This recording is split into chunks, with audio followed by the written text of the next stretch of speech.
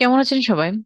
আজকে আমরা কথা বলবো গুগল অ্যানালাইটিক্স এর কালেকশন, রিপোর্ট কালেকশন। এটা কালেকশন নিয়ে কথা বলবো। প্রথমে আমরা আছি হোম পেজে, এরপর আমরা যাব রিপোর্টসে।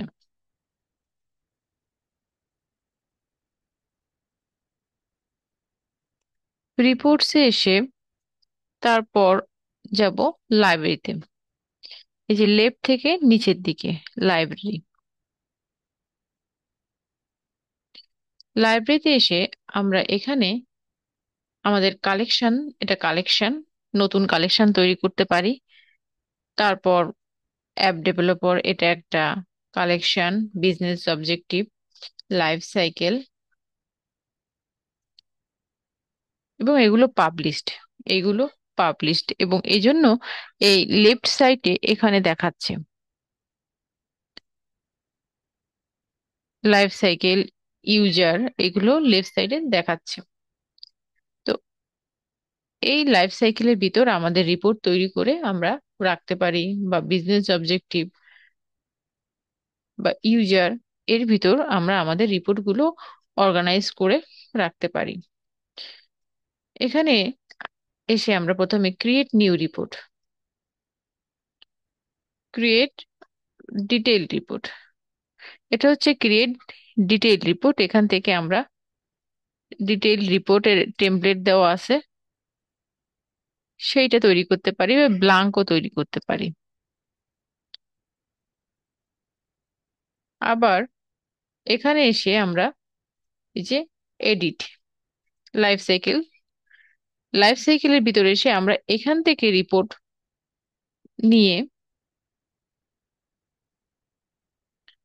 আবার এখানে রেখে রাখতে পারি, সেটা অ্যাকুইজিশনের ভিতর বা এঙ্গেজমেন্টের ভিতর হতে পারে। এই লাইফ সাইকেলের ভিতর রাখতে পারি, রিটেনশনের ভিতর হোক, বা এখান থেকে আমরা কিন্তু নতুন ফোল্ডার তৈরি করেও এখানে রাখতে পারি। যেমন ধরুন, এখানে আমরা একটা রিপোর্ট তৈরি করলাম, ক্রিয়েট নিউ টপিক, একটা ফোল্ডার তৈরি করলাম, create new topic, topic name SEO,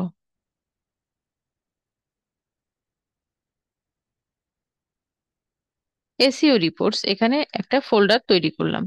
এবার এখান থেকে আমরা আমাদের রিপোর্টগুলো এনে আমরা এখানে সাজায় রাখতে পারি। যেমন ল্যান্ডিং পেজ,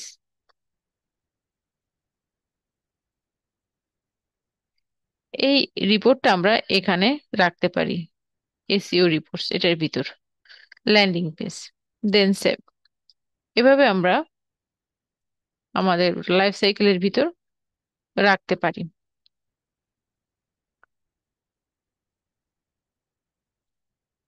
ব্যাক, এই যে আমাদের রিপোর্টটা, এই যে রিপোর্টটা লাইফ সাইকেলের ভিতর এখানে দেখাচ্ছে লেফট সাইডে, এবং এটার ভিতর ল্যান্ডিং পেজ। এভাবে আমরা ফোল্ডার করে এখানে রিপোর্ট রাখতে পারি এবং পরবর্তীতে এটা কাস্টমাইজ করতে পারি। এবং এটা আছে আমাদের এই লাইফ সাইকেলের ভিতর।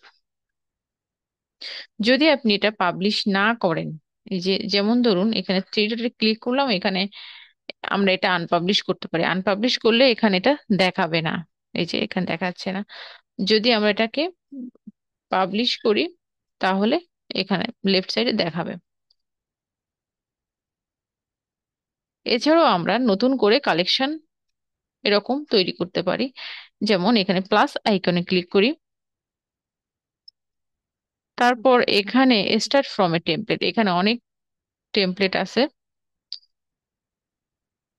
এখান থেকেও শুরু করতে পারি। অথবা ব্লাঙ্ক, আমরা ব্লাঙ্ক থেকে শুরু করলাম এবং এখানে কালেকশনের একটা নাম দিতে পারি। এখানে একটা নাম দিলাম,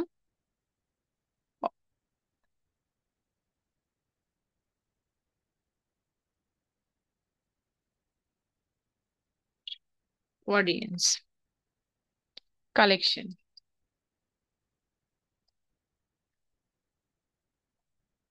create new topic, topic name.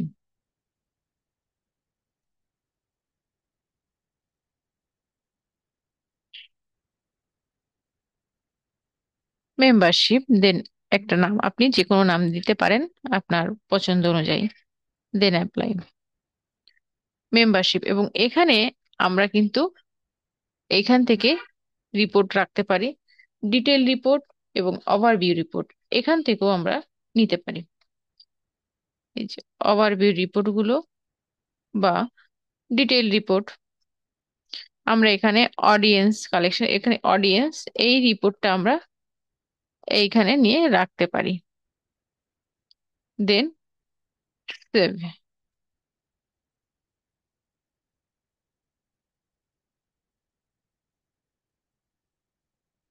তারপর ওভারভিউ রিপোর্ট, সেটাও এখান থেকে আমরা রাখতে পারি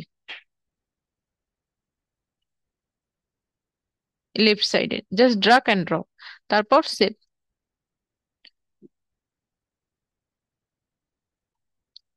এরপর আমরা ব্যাকে যাই, তারপর এখানে এসে অডিয়েন্স কালেকশন এটাকে পাবলিশ করতে হবে, নট পাবলিশ দেখাচ্ছে, এখানে থ্রি ডটে ক্লিক করি, দেন পাবলিশ।